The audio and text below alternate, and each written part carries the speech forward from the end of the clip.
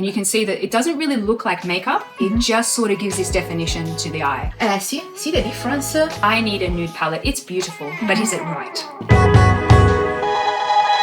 Hello everyone and welcome back to Color Analysis Studio. I'm Alessandra, I'm a color analyst, and today we have a very special guest on our channel, Karima. Hi Karima. Hello, thank you so much for having me today. You probably remember her because we already analyzed her both in person and online. So Karima knows her palette, but today she's here to talk about makeup, a very interesting topic for me and for our community. She's gonna guide us through a makeup tutorial for an everyday look so that we can receive some advice from an expert point of view. And I'm also really interested to hear from an expert point of view whether the makeup products that I tend to gravitate towards are aligned with my color palette. So if you don't want any spoilers, then make sure you head over to my channel to check out the in-person color analysis, and you can determine what color palette I am there. Also, we did an online analysis on the Color Analysis Studio. So today we're talking makeup. Exactly, I'm very excited, Karima. Looking forward to go in detail in this everyday makeup tutorial with you. Amazing. Shall we start with, say, foundation? Yeah, why not? Okay. Absolutely. So I think foundation is one of the hardest parts about makeup, especially selecting the right color. And I think part of that is because a lot of the foundation shades available tend to be quite warm and orange.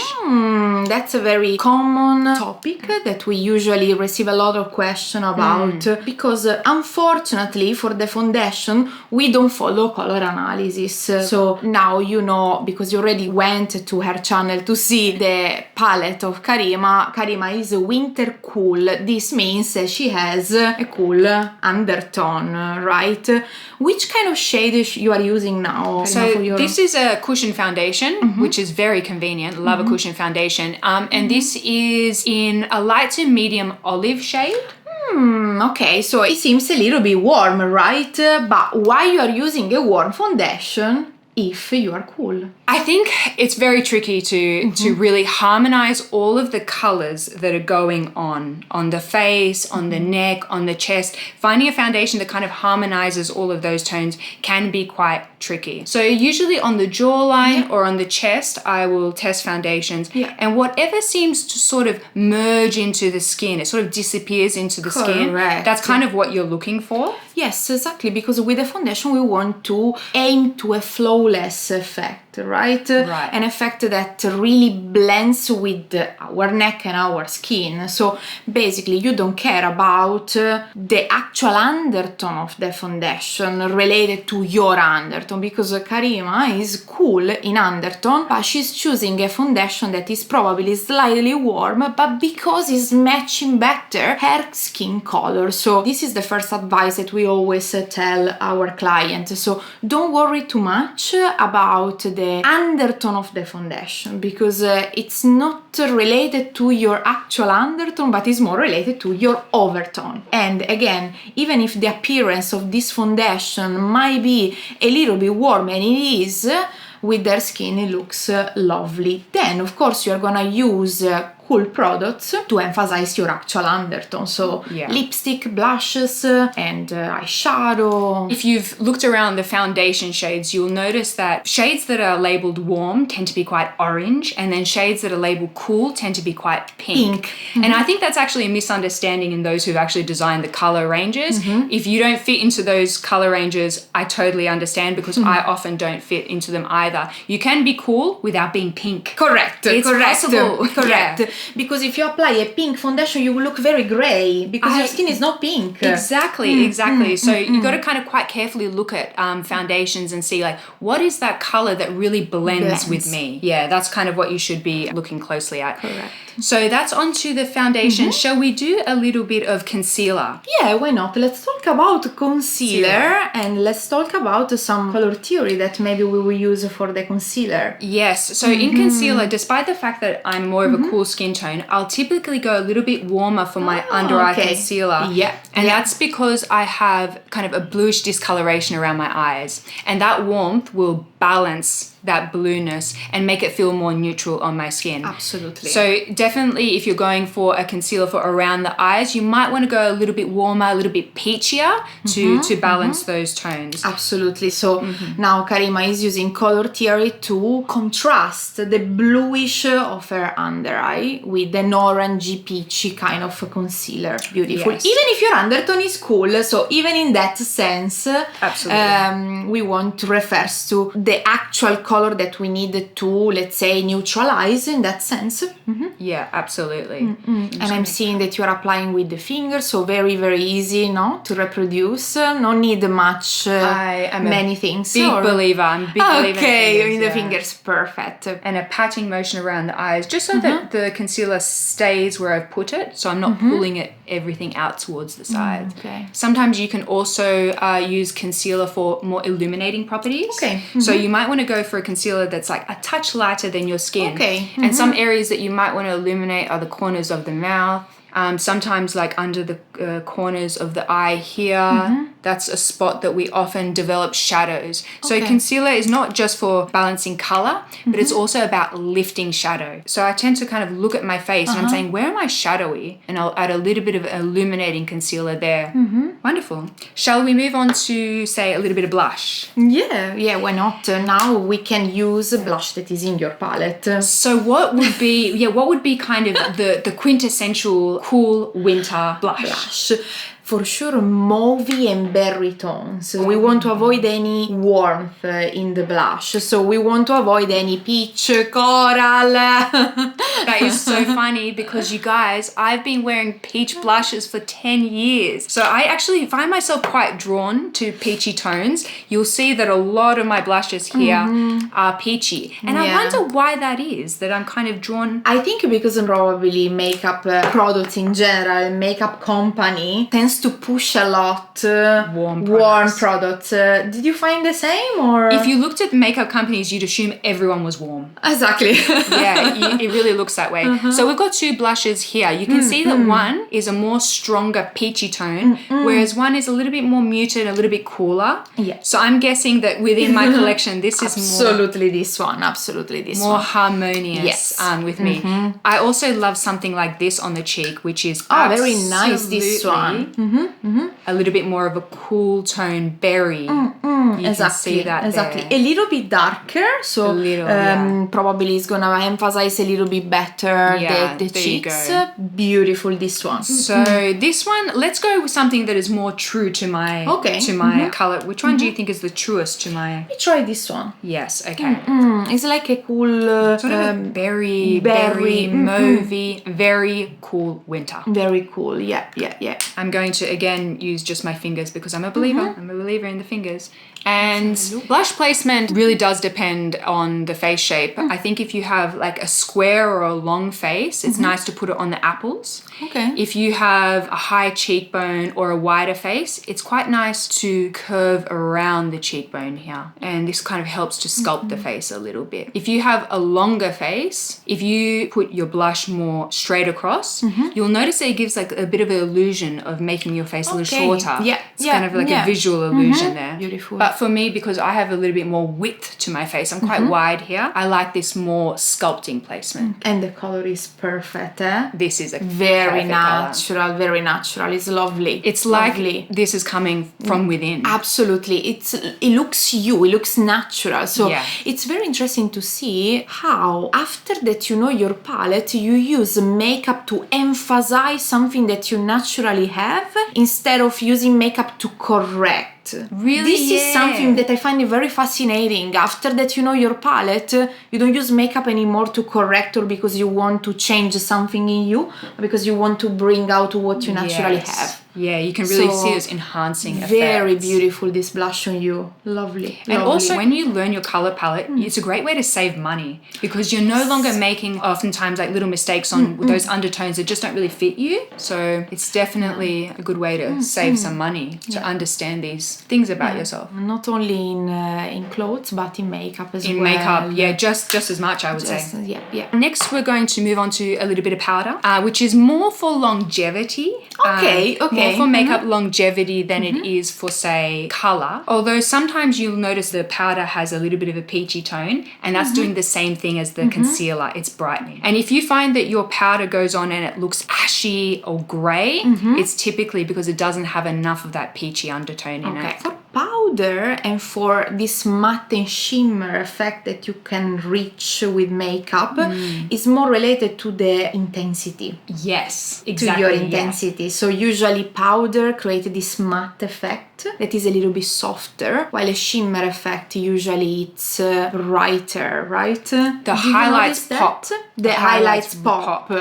Which kind of gives that essence of high intensity. High intensity, correct. Yeah. Do you usually use matte makeup or? So I think I tend to go for kind of a luminous, dewy look. Okay. But I think that's more indicative of my skin type. Oh, yes, of course. Which is another very important thing to consider. Yes, exactly. So if you're oily, you might find that matte sits better. Sits better on the skin, of course, because we don't have to consider just the colors, intensity, but also the type of the skin. Exactly. That's very, very important as well. So we've got there. I have bought one of my favorite eyeshadow palettes of the moment, and Alessandra is going to critique.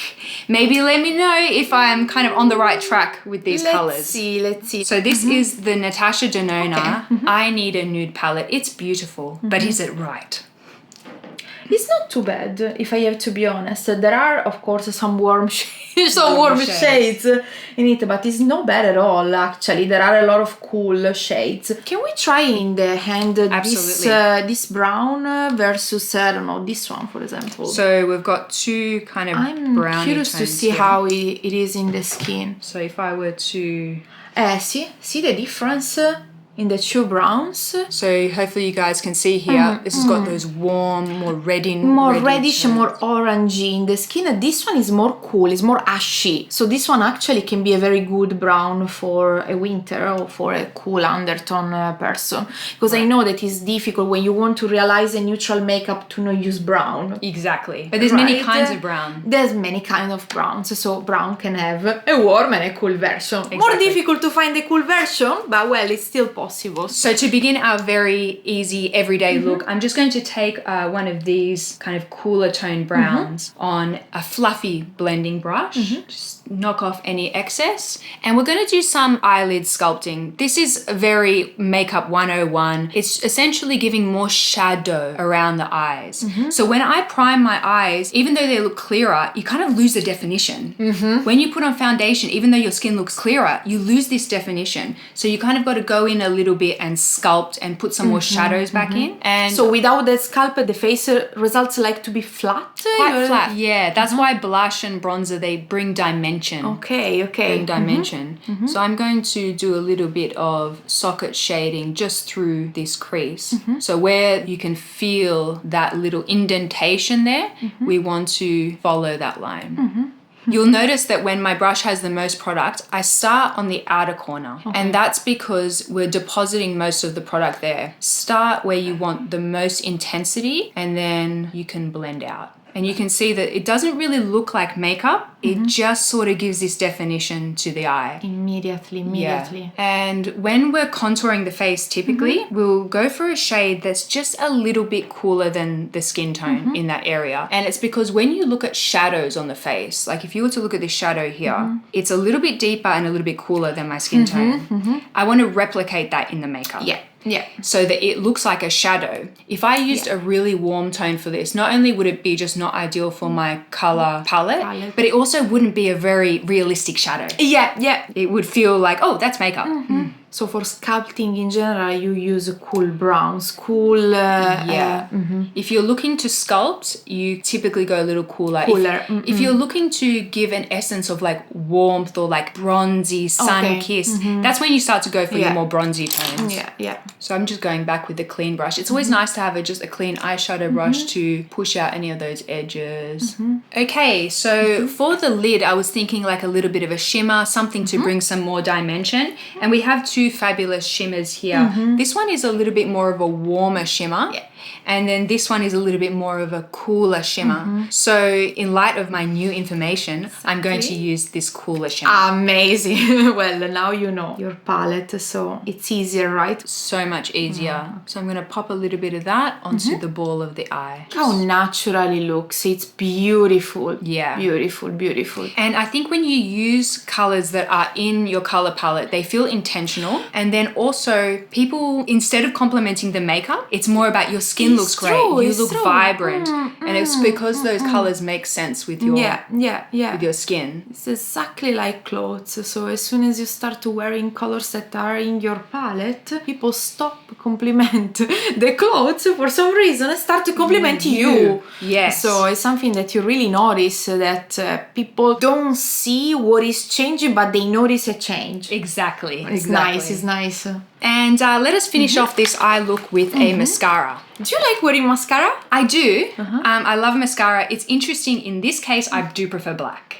Okay, that's good. It's in line with your palette. So who would be more brown mascara? Autumn, even some summer. Maybe if you're on the light side. Maybe if you're in the soft side, let's say. Because brown is a softer color than black. Black sometimes it can be a little bit harsh on autumn. Okay. I use a brown mascara. Then you're the autumn. I'm autumn, yeah. I do prefer a black. To give you more intensity. Yeah. And black is in your palette. That's so it. I notice sometimes on blondes and very fair people that a little bit of a softer brown is nicer. Yeah, exactly. In color analysis and in general with makeup, with clothes, regarding color theory, we work by matching. So we want to, let's say, repeat our characteristic with the color that we wear, with the makeup that we wear. So that's probably why sometimes on very light people, black can be a little bit harsh, overwhelming. Oh, you? Fantastic. I love it. Yeah, it is interesting. I think sometimes you can wear something that is really outside your color palette. I think like if you wanted to make a statement. Yeah. So for me, when I wear an orangey red lip, it's like, oh, big statement on me. Whereas if I wear like a little bit more of a blue tone lip, it's like, oh, it feels less like a statement. So it's not, I think, always about what you can and can't wear. Sometimes it's about what energy what do you want to achieve. Yeah, what are you trying to emit? If you're trying to make a statement or if you're trying to find something that's most flattering, it's a different selection. Exactly. Okie dokie. So let us do a little bit on the brows. Okay. How does brows? This is fascinating. How does that come into color analysis?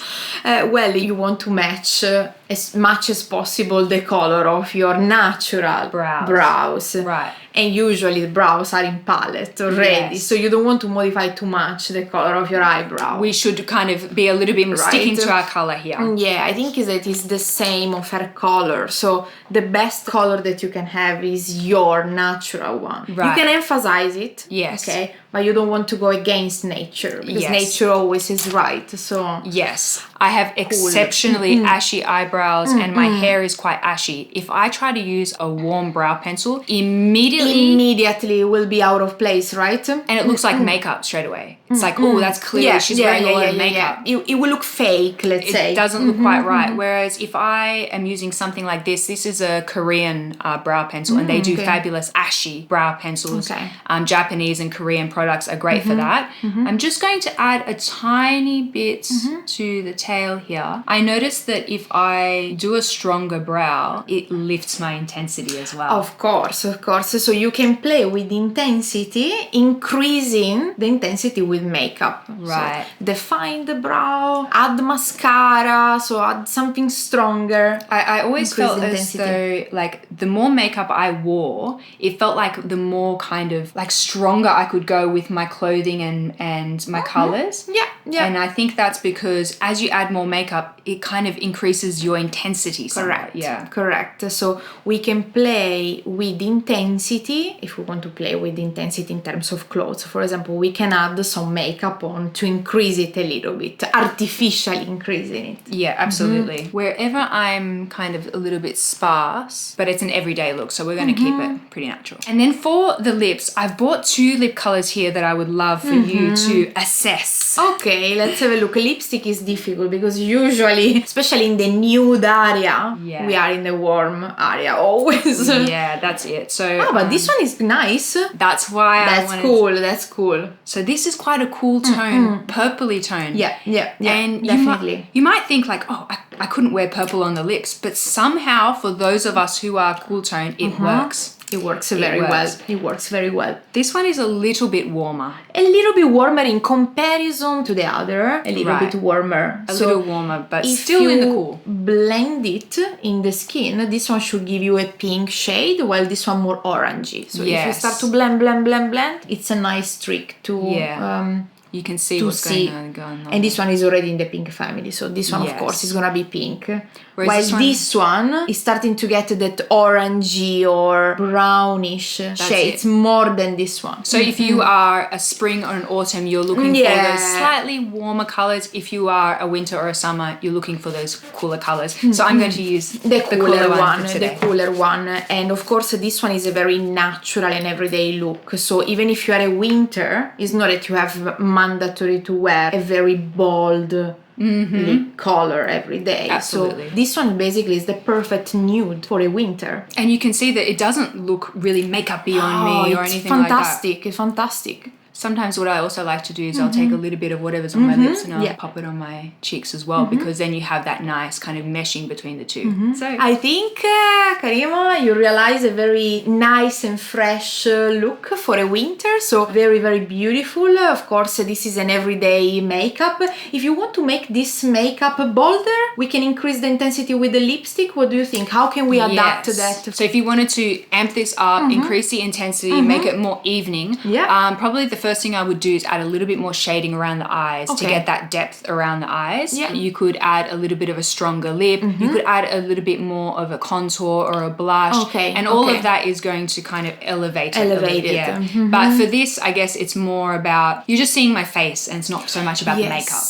Yes, absolutely. And when you know your palette and you wear the right colors around you, you have the right color, you don't need actually much makeup, right? Exactly. So we come back basically to the point that when you know your palette, you want to emphasize your natural beauty and don't correct it too much. Don't go against nature. So that's it. I think it's fantastic. I love it. I love it. Thank you so much, Karima, for this amazing tutorial. You just gift us this makeup so our followers can reproduce it. Very easy. Thank you so much, guys, for watching till this point. Remember to subscribe to our channel, so Karima and ours as well. And if you're interested in a color analysis session, because it is very important, right? Knowing your palette before doing a makeup, visit our website, coloranalysis.eu. Thank you, Karima. Thank you so much. Thank you. Very beautiful makeup. Guys, I'm gonna see you very soon on this channel with more videos. See ya.